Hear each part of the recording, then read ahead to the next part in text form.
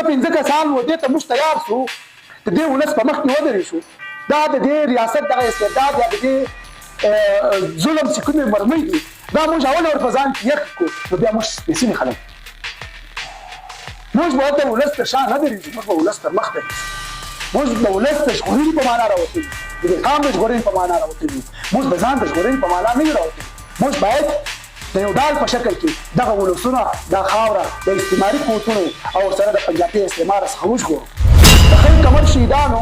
یقینا د ذات لپاره څه قرباني نه ده ورکړې نه د ذات مسله وه هغه د قامي مفاداتو پر بنسټ باندې خپل سرښندنه وکړه د وطن د مفاداتو په خاطر یې سرښندنه وکړه او هغه ظالم هغه جابر ته دا خبره او ښه په ډاګه باندې دا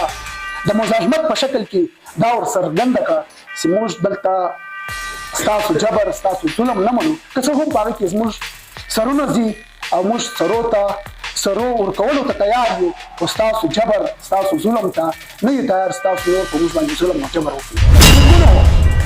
په منځ کې دلیل چې کله داسې واقعیات راځي یقینا هغه تیریک ته او سره دغه د دې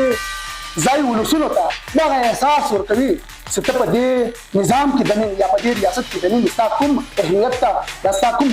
تصویر ده هغه تصویر خلکو ته بیا ورښکاره کوي چې دلته د محکومیت تصویر لري ته دلته د غلامۍ تصویر لري ته دلته د انساني اقدار نه لري ته دلته قامي اقدار نه لري ځکه چې تاسو دغه استبداد دغه جبر چې ده هغه روان موږ ته د خړ کمر په مقام باندې دغه احساس بیا راکړ چې تاسو محکومه یاست تاسو غلامان یاست تاسو د خپل حقوقو دپاره غږ هم نشئ پورته کولی دا د دې وطن چې څومره هم په دې وطن باندې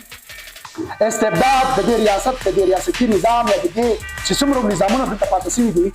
تېر شوي دي د دې باید چې موږ حل ولټوو چې حل یې څه ده آیا موږ به د هرې ورځ پر بنیاد باندې خپل کامل جسدونه پورته کوو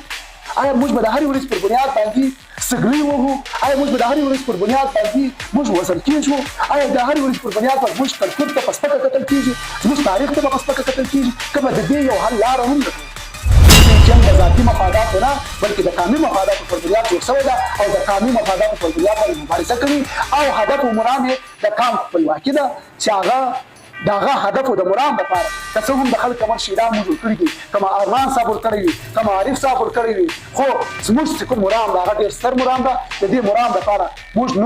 نورو سرو ته هم تیار یو موږ مقصد د مرام دا ده چې موږ خپل هدف ته ورسېږو چې کوم اکټیویستم تاریخ ده دا 1930 کې په ټکر کې چې کوم د پښتنو قتل عام وسو د پښتنو په ځګر کې مرمۍ سړې کړل شوې او تر دې 2 ورځې شاته که بیا موږ لاړ شو هغه هغه شپږویشتم 2019 چې په خړ کمر کې په کوم غیر انساني ډول باندې په غیر اخلاقي ډول باندې هغه پښتانه ووژل شول یا په هغه کې ټپیان کړل شول د دې سره موږ د تاریخ په اوږدو کې ولد هم یو او له موږ سره دا کړنې روانې هم دي د قربانۍ چې کوم تصور ده باید چې موږ هغه تصور تر عقیدته پورې محدوده ونه ساتو بلکې هغه تصور چې دوی کوم فکر یا د کوم فکر دپاره د کوم مرام دپاره خپل سرښندنه کړې وله هغه مرام او په هغه مرام باندې تک کول هغه مرام خپلول هغه مرام پیژندل باید چې دغه ولسونه وکړي زما په اند باندې بیا د خپلو شهیدانو سره وفا هم دا وي د قربانۍ تصور د دې د خلق کمر د شهیدانو که موږ فکر ورته وکړو هغه په قامي کاز باندې خپل سرښندنه یې کړې ده په قامي سوال باندې سرښندنه کړې ده او د هغه ظالم په مخ کې درېدلي دي چا چې 86 کاله مسلسله په دې ریاست کې دننه د یو قام سیاسي اقتصادي انساني استحصال روان کړی ده او باقاعده په ډېره چالاکي سره دغه استحصال پر مخ وړي او دا یوازې نه باقاعده د سامراجي قوتونو د مفاداتو دپاره هم د دې قامي وجود وینې توی کړي دي د دې قامي وجود چې کومه خاوره ده د هغوی د مفاداتو دپاره یې کارولې ده او په دې خاوره کې مختلفه ترهګرې ډلې چې دي هغه د نړیوالو قوتونو د مفاداتو لپاره کارول شوي دي. پاکستان خپل یو فریم ورک لري. په دې فریم ورک کې دننه چې کوم هم ایډیالوژي، کوم هم فکر یا کوم هم ډله دوی روزل غواړي، هغه په مختلفو طریقو باندې په مختلفو ایډیالوژي کې دننه، یعنی کوم ورته ګورو د اسلام د جامع په جامه کې دننه د دې کام چې کوم استحصال شوی ده، پاکستانی ریاست چې په کوم طرز کړی ده، دا ټول خلکو ته ورښکاره هم ده او دا خلک په دې باندې ولد هم دي. بیا ورسره دلته په مختلفو ډلو باندې یا مختلفې ډلې جوړول یا مختلفې ډلې چې دي هغه فعاله کول د سامراجي قوتونو د مفاداتو لپاره، کله د ګوډ کوم نوم هغه استعمالوي، کله د بیل نوم استعمالوي، او دا ټول چې کوم د ټي ټي پی چې کوم یو پروژه یا کوم یو دغه دوی په مخه راخسته یو هغه په چتر کې دننه د دې کام استحصال کړی ده، د دې کام وسره کړی ده، دا کام د درپدرۍ سره مخ کړی ده. د خلک کمر شهیدانو یقینا د ذات فارس قرباني نه ورکړي، نه د ذات مسله وه، هغه د قومي مفاداتو پر بنسټ باندې خپل سرشندنه وکړه، د وطن د مفاداتو په خاطر سرشندنه وکړه، او هغه ظالم هغه جابر ته دا خبره او شپډاګه باندې دا د مزاحمت په شکل کې دا ور سرګند کړه چې موږ دلته ستاسو جبر ستاسو ظلم نه منو، که څه هم پاره کې زموږ سرونه زی او موږ سرو ورکولو ته تیار یو، خو ستاسو جبر ستاسو ظلم ته نه یو تیار، ستاسو نور په موږ باندې ظلم او جبر وکړي. دا د تاریخ په پړاوونو کې دا یقینا ډیر سپیشلی خلک دي. یو انسان، یو فرد یا یو شخص یا یو ټوله هغه چې د قومي فکر ولري، یو اجتماعي فکر ولري، زما په خیال باندې په تاریخ کې به دا ډیر سپیشلی خلک ښکاره هم سي، او باید چې موږ دا هم ومنو چې دا ډیر سپیشلی خلک. ځکه په اوسني وخت کې چې یو طرف ته باقاعده سرو سپین دي، جسدونه خرڅېږي، انسانان خرڅېږي، هغه خپل ضمیر خرڅوي، خو بل طرف ته بیا د پښتون ژغورنې غورځنګ په شکل کې یو داسې تنظیم، یو داسې حرکت هم موجود ده چې هغه دا ټول شان سرته کوي، خو د کام او د کام د مفاداتو خبره کوي، د وطن د مفاداتو خبره کوي، د ولسونو د مفاداتو خبره کوي، د خپل د وسایلو خبره کوي، د خپل جغرافیې خبره کوي. دا په اوسني وخت کې ډیر ستر انسانان بلل کېږي او ډیر ستر انسانان دی هم. تاسو فکر وکړئ د خلک کمر په مقام باندې د دې خلکو کومه مدعا وه؟ دا خو څه ذاتي مدعا نه وه راخیستې، یو قومي مدعا په مخه راخیستې وه، او د قومي مدعا دپاره خپل سرونه هم وشیندل. موږ باید چې هغه کومه مدعا د په مخه راخیستې، یا قومي کاز و، یا قومي سوال و، یا د قومي مفاداتو دپاره دوی کومه لاره غوره کړې وه، موږ باید چې په هغه لاره باندې تګ وکړو، په هغه لاره باندې لاړ سو، او دوی ته د دوی روحونو ته دا ور ثابته کړو چې موږ ستاسو لاره نه ده پرېښې، ستاسو په لاره باندې دا موږ مسل کوو. کاغذ موږ په موجودګي کې هغه منزل ته ورسېدو، او که د راتلونکي نسل، خو موږ دغه لاره چې دغه پرېږدو نه، په دې لاره باندې موږ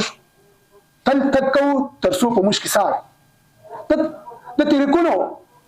په منځ کې دننه چې کله داسې واقعات راځي، یقینا هغه تیریک ته او سره دغه د دې ځای ولسونو ته دغه احساس ورکوي چې ته په دې نظام کې دننه یا په دې ریاست کې دننه ستا کوم اهمیت ته یا ستا کوم تصویر ده، هغه تصویر خلکو ته بیا ورښکاره کوي چې ته دلته د محکومیت تصویر لري، ته دلته د غلامۍ تصویر لري، ته دلته د انساني اقدار نه لري، ته دلته قومي اقدار نه لري، ځکه ته تاسو دغه استبداد دغه جبر چې ده هغه روان ده. موږ ته د خلک کمر په مقام باندې دغه احساس بیا راکړ چې تاسو محکومه یاست، تاسو غلامان یاست، تاسو د خپل حقوقو دپاره غږ هم نشئ پورته کولی. موږ ته په هر سکند په هر منټ باندې دغه ریاست د دې ریاست ادارې دغه پوځیان او د دې ریاست چې کوم نظام هغه موږ ته دا احساس راکوي چې ته دلته هېڅ اقدار نه لري، هیڅ اقدار ته دلته نه لري، ته دلته د یو مرئي غوندې یا د یو غلام غوندې باید چې ته ژوند وکړې. ستاسې څومره هم وسایل دي، ستاسې څومره هم قومي اقدار دي، ستاسې څومره هم کلتوري اقدار دي، هغه چې دي هغه زموږ په لاس دي، په هغه کې ته خپلواکه هم نه، او دا اقدار چې دي هغه له تا سره نه دي، هغه اقدار له ما سره دي، او زه دا اقدار تا ته نه درکوم. دا احساس زما په خیال باندې اوس په هره کوڅه کې، په هر ګلۍ کې وګړي ورسره ولد دي خو دا احساس باید چې موږ راسولدی کړو. دغه احساس باید چې موږ تر ولسونو پورې ورسو. دا خبره دا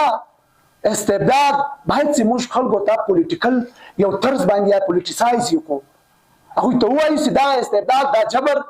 چې هغه په هر شکل کې له تاسو روان ده دا موږ په یو پولیټیکل لاین باندې یا په پولیټیکل طرز باندې چې دا هغه موږ حل کولی سو. که نه په بل طرز یې موږ نسو حل کولی.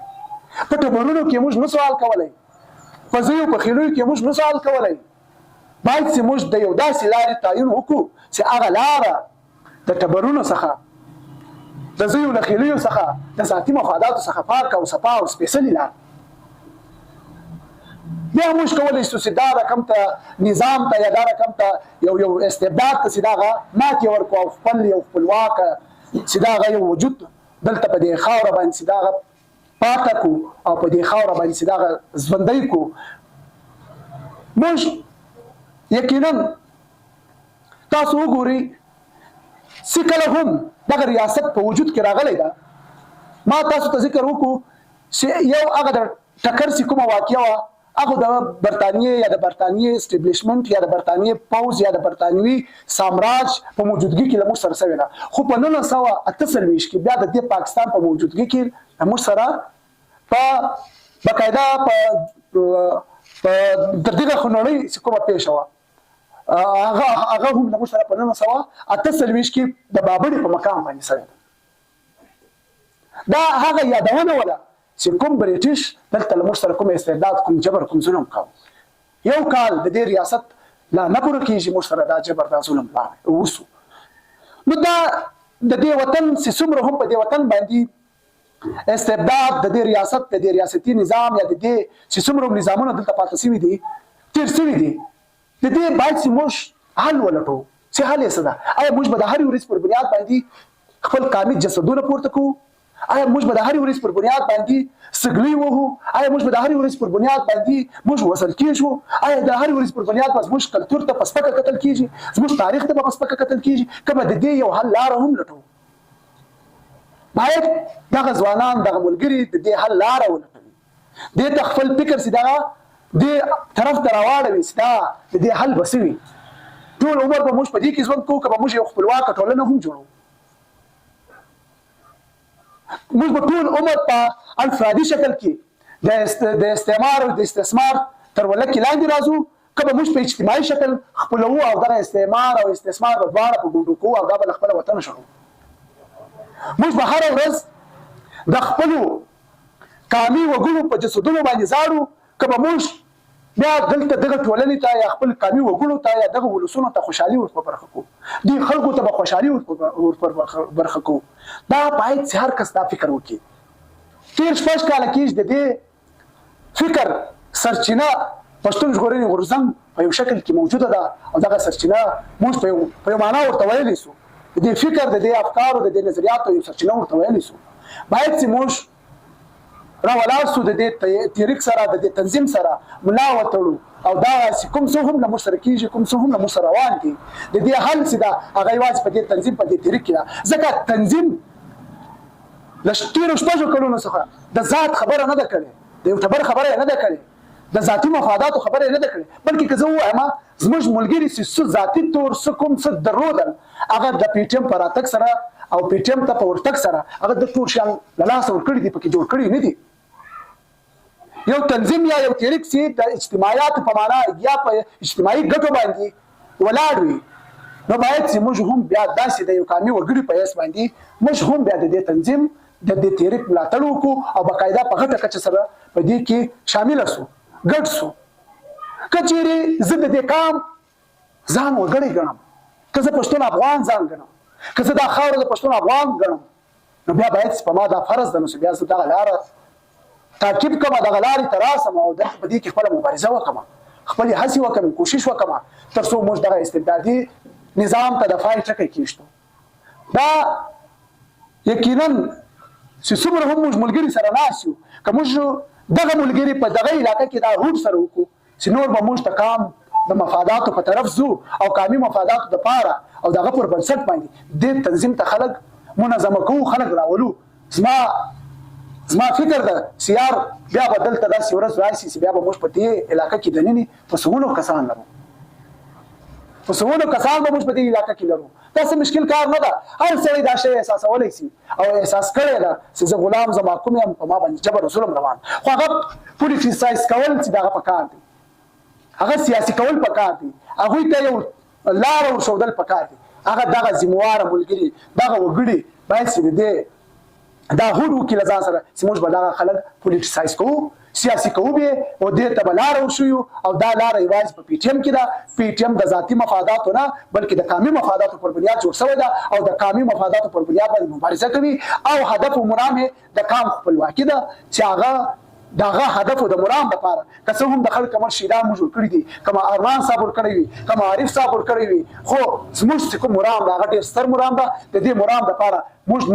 نور سرو ته هم تیار یو خو موږ مقصد او مرام دا ده چې موږ خپل هدف ته ورسېږو